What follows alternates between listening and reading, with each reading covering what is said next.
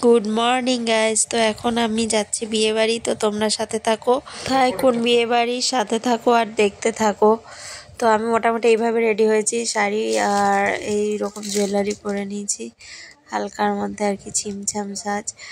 আর যেহেতু বিয়ে বাড়িটা একটু দূরে, তো সেজন্য বেশি সাজ ভারী সাজ নেইনি।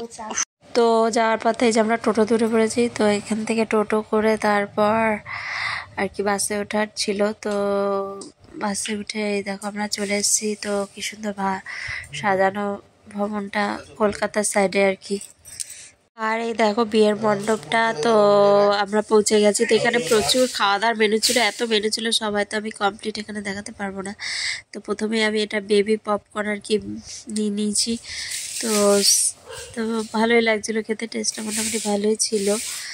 আর বেশি আইটেম হলে যা হয় আর কি, সব খাওয়া কমপ্লিট করা সম্ভব হয় না।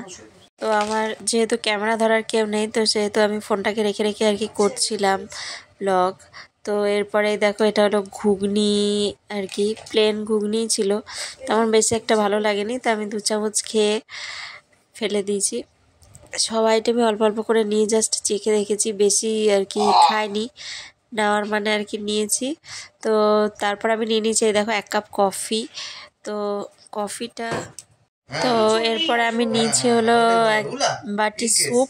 তো স্যুপ আমার ভালোই লাগে অলওয়েজ। তো এরপরে এটা হচ্ছে ভেটকি মাছের আর কি কবিরাজি। তো এই দেখো বিয়েবাড়ির লোকজন মোটামুটি ভালোই ছিল। তো এত স্টার্টারে ছিল আর কি, এখানে সব কমপ্লিট করা সম্ভব হচ্ছিল না। তো এখানে ছিল মকটেল।